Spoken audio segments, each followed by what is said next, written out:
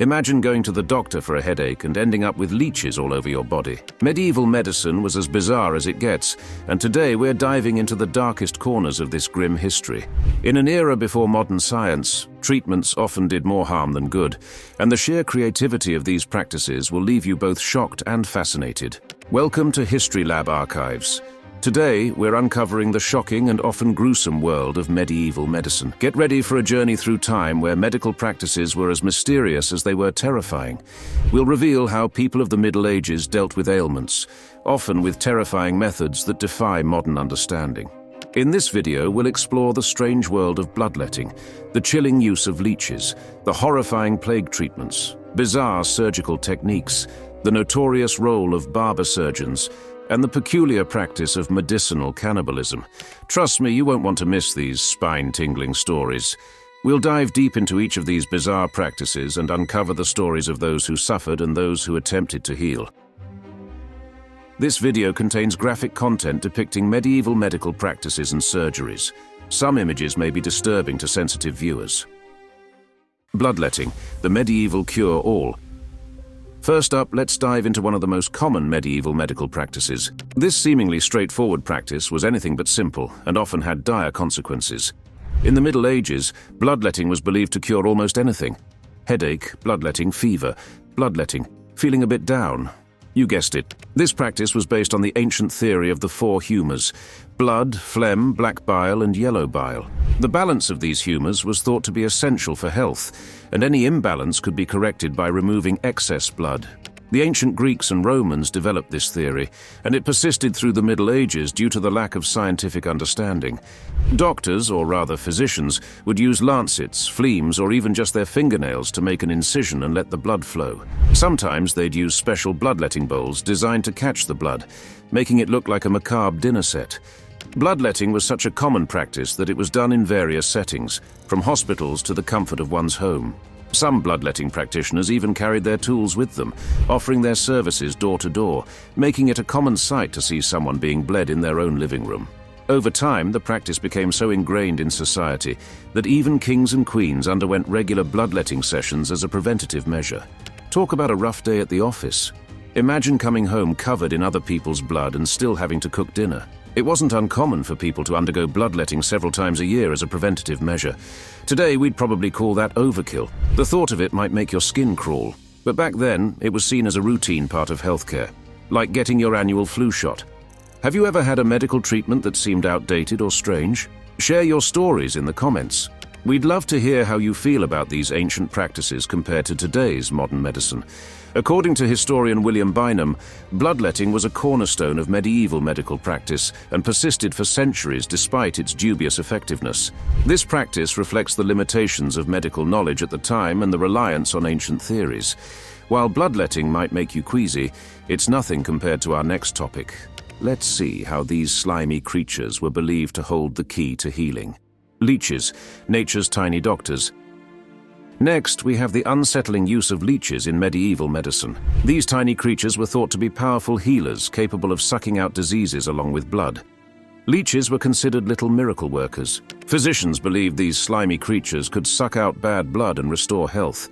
They were used to treat everything from headaches to infections. The leeches would latch onto the skin and feed on the patient's blood, which was thought to balance the humours and remove toxins. Leeches were often harvested from swamps and kept in jars until they were needed.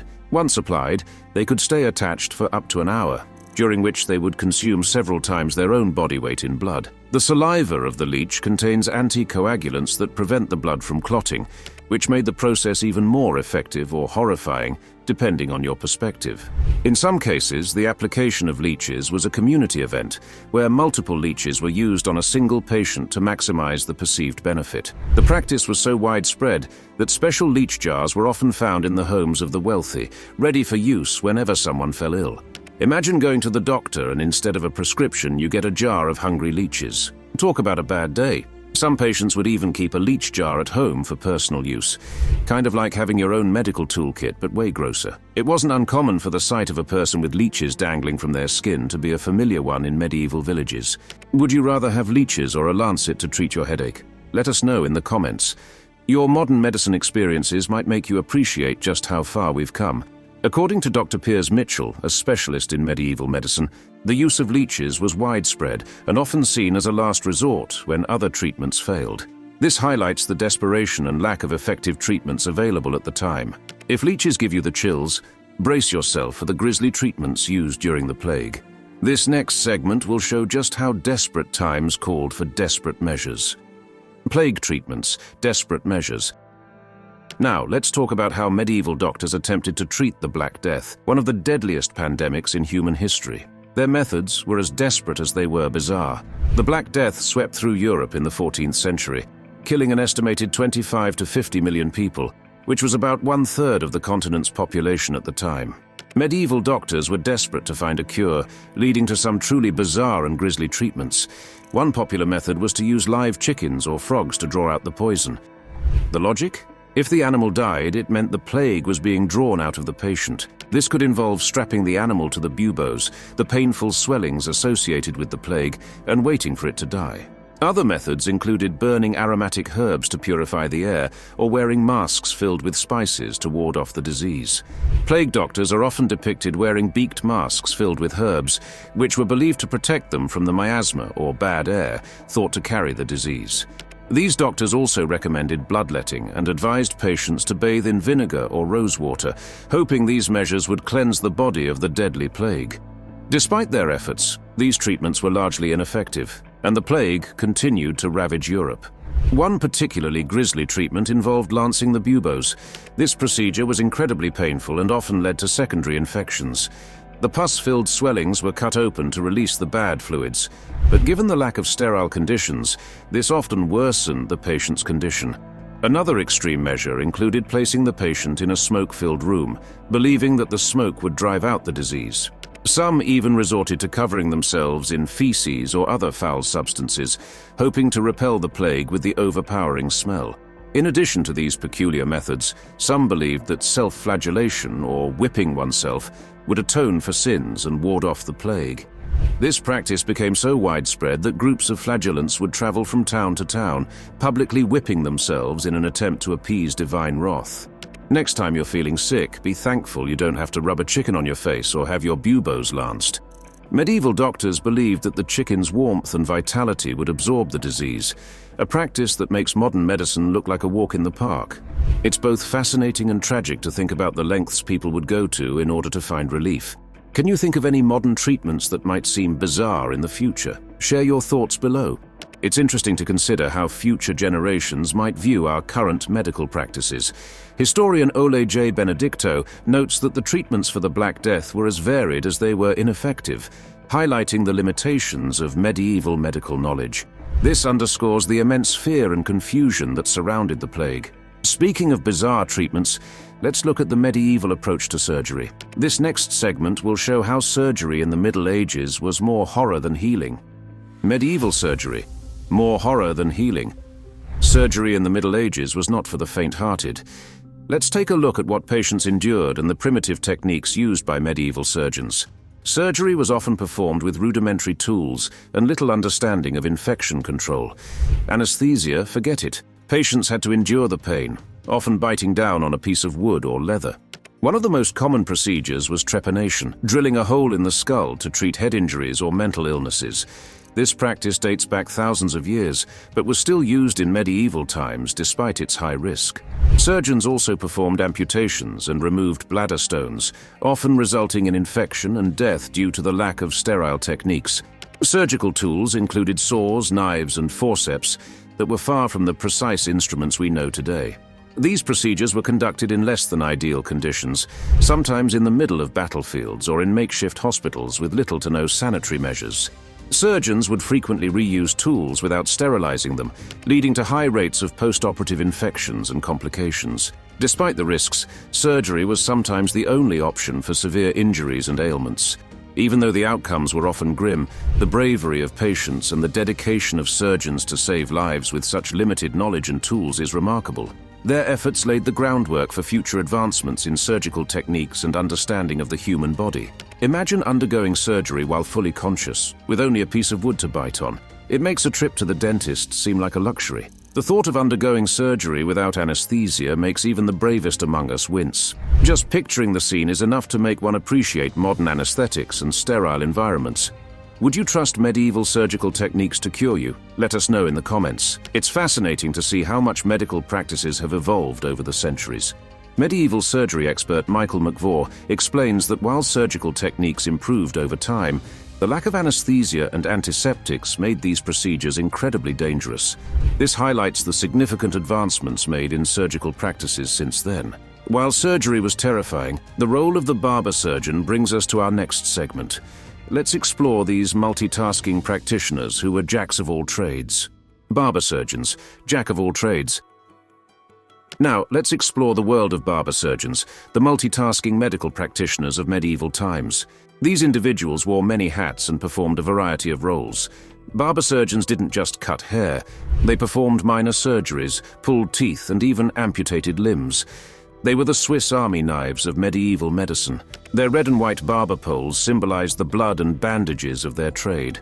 The combination of barbering and surgery might seem odd today, but back then, it was a practical solution to a lack of trained medical professionals. However, the results were often disastrous due to their limited medical training.